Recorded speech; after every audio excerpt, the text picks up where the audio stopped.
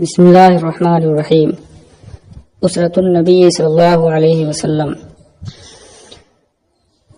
اسرۃ کا معنی خاندان، فیملی، برادری۔ اسرۃ کی جمع اسر۔ نبی صلی اللہ تعالی علیہ وسلم کا خاندان۔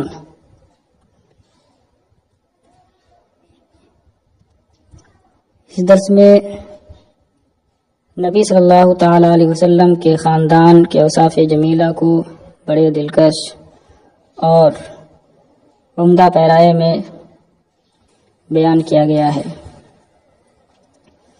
یہ تحریر عمرو بن بحر جاہز کی ہے، جسے ادب اور بلاغت کے ساتھ ساتھ بہت سے علوم و فنون میں مہارت حاصل تھی۔ قد علم الناس کیف کرموا قریش وسخاؤها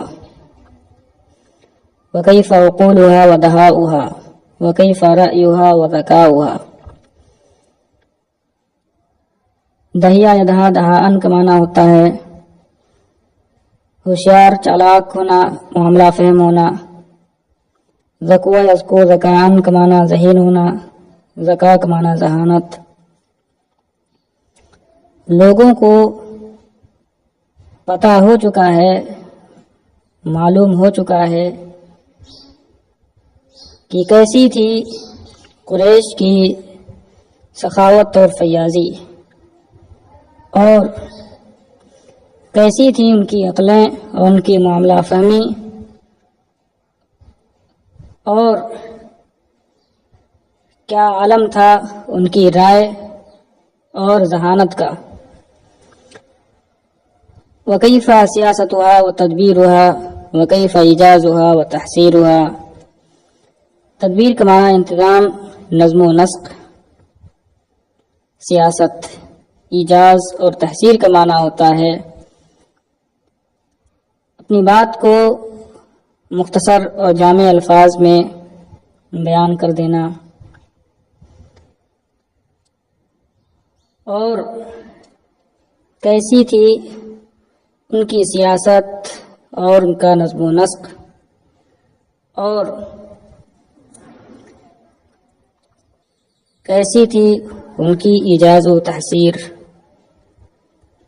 وکیف رجاحت احلامها اذا خف الحلیم وحدت اذہانها اذا کل الحدید۔ رجح یرجح رجاحت، رجح العقل او الرأی کا معنی ہوتا ہے عقل یا رائے کا پختہ ہونا۔ احلام حلم کی جمع ہے، حلم کا معنی عقل۔ خف یخف، خفت کا معنی ہوتا ہے ہلکا ہونا، کم ہونا۔ اور خف عن المکان کا معنی ہوتا ہے تیزی سے سرکنا، یہاں مراد چوک ہونا ہے۔ حلیم کا معنی دانشمند، عقل مند۔ حد یحد کا معنی تیز ہونا، حدت کا معنی تیزی۔ اور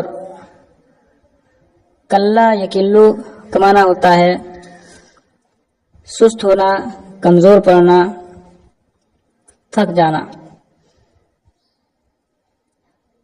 حدید کا معنی ہوتا ہے تیز ترار۔ حدید کا معنی لوہا بھی ہوتا ہے اور صرف تیز کے معنی بھی ہوتا ہے۔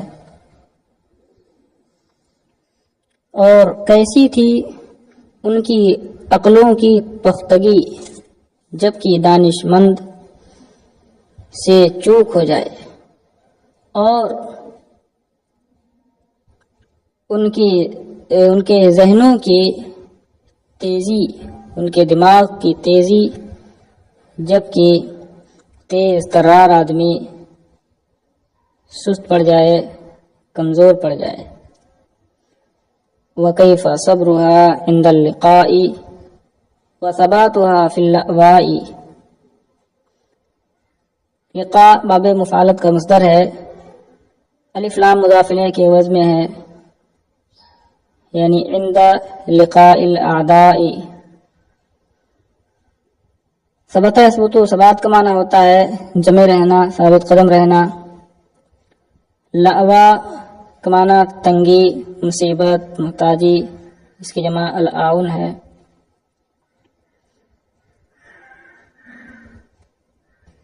اور کیسا تھا ان کا دشمنوں سے مٹبھیڑ کے وقت صبر کرنا اور مصیبت میں ثابت قدم رہنا. وکیف وفاؤها اذا استحسن الغدر. استحسن استحسان کا معنی ہوتا ہے اچھا سمجھنا. وفا یفی وفاءن، اس کی اصل وفایون ہے، الف زائدہ کے بعد یا کو حمزہ سے بدل دیا گیا ہے. اور کیا حال تھا ان کی وفاداری کا، کیا عالم تھا ان کی وفاداری کا، جبکہ بے وفائی بھلی سمجھی جائے، اچھی سمجھی جائے. وَكَيْفَ جُودُهَا إِذَا حُبَّ الْمَالُ. حبا یحبو اور حبا یحبو باب ضربہ اور سمیہ دونوں سے آتا ہے. اس کا معنی ہوتا ہے چاہنا، محبت کرنا، پسند کرنا. اور کیسی تھی ان کی فیاضی جبکہ مال سے محبت کی جائے. مثلا قید کا زمانہ ہو اور لوگ یہ چاہیں کہ کم سے کم مال خرچ ہو، روپے پیسے کم سے کم خرچ ہوں تاکہ آئندہ کام آئے. تو ایسے حالات میں بھی قریش فیاضی کا مظاہرہ کرتے تھے اور حاجت مندوں کو خوب عطا کرتے تھے. وَكَيْفَ ذِكْرُهَا لِأَحَادِيثِ غَدْ وَقِلَّةُ صُدُودِهَا عَنْ جِهَةِ الْقَصْدِ.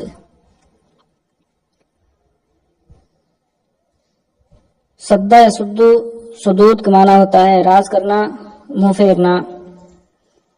اور قصدہ یقصدو کا معنی ہوتا ہے میانہ روی اختیار کرنا.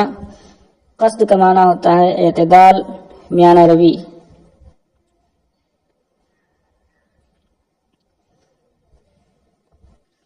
اور کیسا تھا کل یعنی مستقبل کی باتوں کا ان کا تذکرہ کرنا اور طریقۂ اعتدال سے کم اعراض کرنا. اور کبھی کبھی قلت نفی کے معنی میں بھی آتا ہے، تو اس وقت معنی ہوگا اور ان کا طریقۂ اعتدال سے اعراض نہ کرنا، یعنی ہمیشہ میانہ روی کا مظاہرہ کرتے تھے اور مستقبل کی باتوں کا تذکرہ کرتے تھے، ان کا ذکر کرتے تھے. کسی حکیم سے پوچھا گیا مل عقل،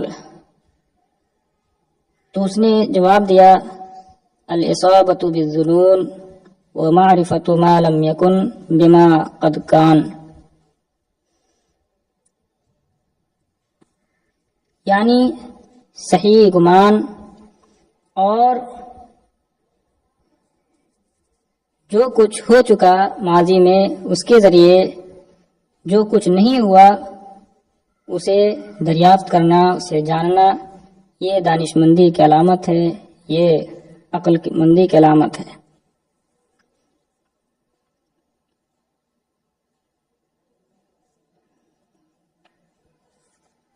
وَكَيْفَ إِقْرَارُهَا بِالْحَقِّ وَصَبْرُهَا عَلَيْهِ وَكَيْفَ وَصْفُهَا لَهُ وَدُعَاؤُهَا إِلَيْهِ.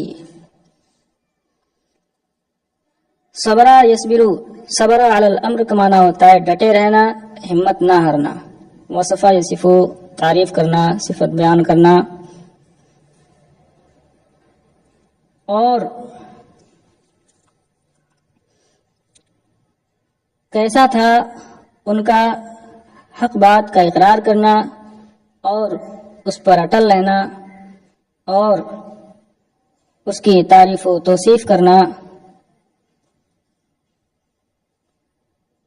اور اس کی طرف دعوت دینا. وکیف سماحت اخلاقها وصونها لأعراقها. سماحہ یسمحو، سماحت کا معنی آسان اور نرم ہونا. سماحت کا معنی ہوتا ہے نرمی، فیاضی.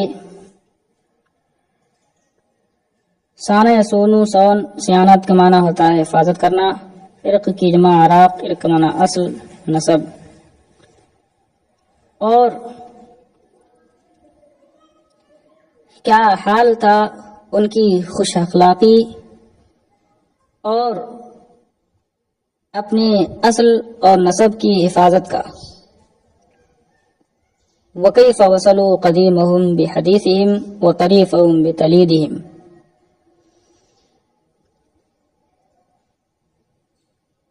حدیث کا معنی جدید، نیا. اور طرافت کا معنی ہوتا ہے نیا ہونا. طریف معنی جدید. اور تلد یتلدو کا معنی پرانا ہونا. تلید معنی قدیم. اور کس طرح انہوں نے اپنے پرانے کو نئے سے اور جدید کو قدیم سے جوڑا. وکیف اشبہ علانیتہم سرہم وقولہم فعلہم. اشبہ بمعنی وافقہ وطابقہ. اور کس طرح ان کا باطن ان کے ظاہر کے اور قول فعل کے مطابق ہوتا تھا. اور کس طرح ان کا باطن ان کے ظاہر کے اور ان کا فعل ان کے قول کے مطابق رہا. وَهَلْ سَلَامَةُ صَدْرِ أَحَدِهِمْ إِلَّا عَلَى قَدْرِ بُعْدِ غَدْرِهِ. اور ایک نسخے میں جو اس کا ماخذ ہے اس میں بعد غدری کے بجائے بعد غوری ہے. بعد الغور کا معنی ہوتا ہے دور اندیشی. بعید الغور دور اندیش، کسی چیز کی تہ تک پہنچنے والا. اور ان میں سے کسی کے دل کی سینے کی سلامتی نہیں مگر بے وفائی سے دوری کے بقدر یا دور اندیشی کے بقدر. وَهَلْ غَفْلَتُهُ إِلَّا فِي وَزْنِ صِدْقِ ظَنِّهِ وَهَلْ ظَنُّهُ إِلَّا كَيَقِينِ غَيْرِهِ. غفلہ یغفلو کا معنی ہوتا ہے بے خبر ہونا، غافل ہونا. اور اس کی غفلت نہیں مگر اس کے گمان کے صحت کے اندازہ، اور اس کا گمان نہیں مگر دوسرے کے یقین کی طرح. یعنی اگر کسی چیز کے بارے میں کوئی کچھ گمان کریں تو وہ واقع کے مطابق ہی ہوتا تھا اور یقینی ہوتا تھا. وقال عمر رضی اللہ عنہ انک لا تنتفع بعقلہ حتی تنتفع بظنہ. اور حضرت عمر رضی اللہ تعالیٰ عنہ نے فرمایا کہ تو اس کے عقل سے فائدہ نہیں اٹھائے گا جب تک کہ اس کے گمان سے فائدہ نہ اٹھائے. وقال اوس بن حجر، اور اوس بن حجر نے کہا المعی الذی یظن بک الظن کأن قد رأى وقد سمع. المعی کا معنی ہوتا ہے دور اندیش. ہوشیار، ذہین، بیدار مغز.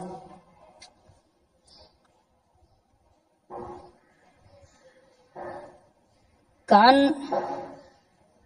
یہ مخففہ من المثقلہ ہے. المعی یہ خبر ہے انا کی جو اس سے پہلے شعر میں گزر چکا ہے، اور وہ شعر ہے ان الذی جمع السماحة والنجدة والبر والتقى جمعا المعی الذی یظن بک الظن کأن قد رآ وقد سمع. تو یہ جو انا آیا ہے اس سے پہلے والے شعر میں، اسی انا کی خبر ہے. اور الذی اس میں موصول اور اس کے بعد جو صلہ ہے اس سے مل کر کے یہ صفت ہے المعی کی. یہ وصف مبین ہے، صفت کاشفہ ہے.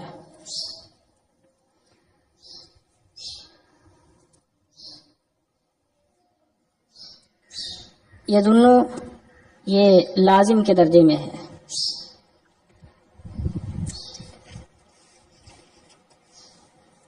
کان مخففہ من المثقلہ ہے، ضمیر محذوف اس کا اسم ہے، ضمیر شان. اصل ہے کأنہ. اور قد رآ وقد سمع یہ خبر ہے کأنہ کی. اور پھر یہ پورا جملہ حال ہے یظنو کے فاعل سے، یعنی یظنو میں جو ہوا کی ضمیر ہے فاعل کی، اس سے یہ حال واقع ہے. یعنی حال کونہ مشابہا للرائی والسامع.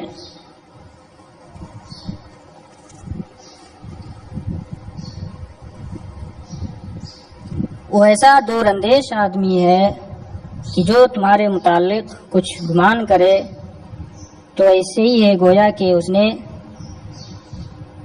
دیکھ لیا اور سن لیا ہے.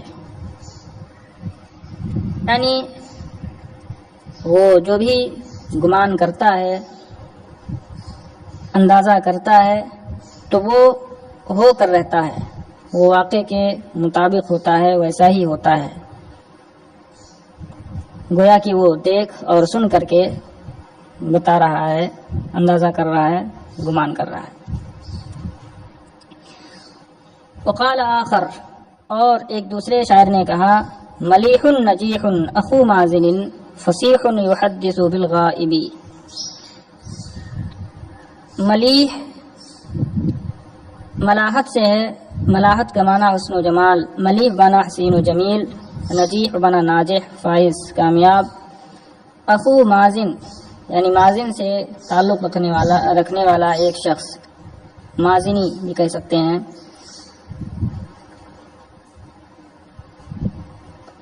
ملیح یہ مبتدا محذوف کی خبر ہے، اصل ہے ہوا ملیح نجیح اخو مازن. وہ ایک حسین و جمیل کامیاب مازنی ہے، وہ حسین و جمیل ہے، کامیاب مازن سے تعلق رکھنے والا ایک شخص ہے. فصیح ہے، غیب کی بات بتاتا ہے.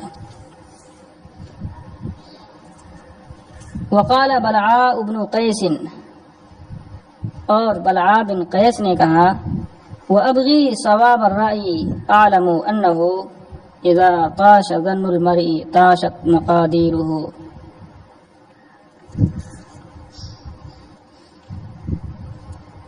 بغا یبغی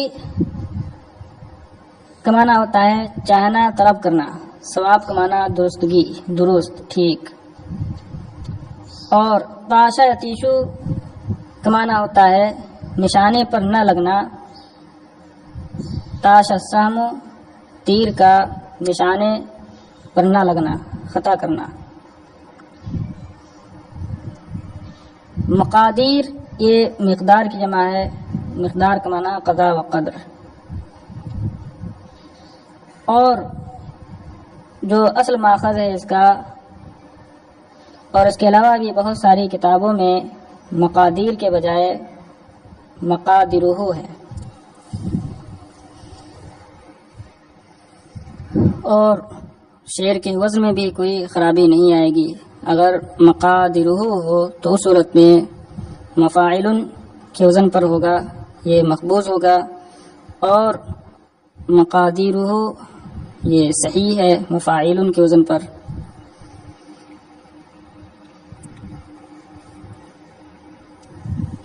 اور مقدار قدرت لامری کذا سے بنا ہے، اس کا معنی ہوتا ہے اندازہ کرنا، غور و فکر کرنا.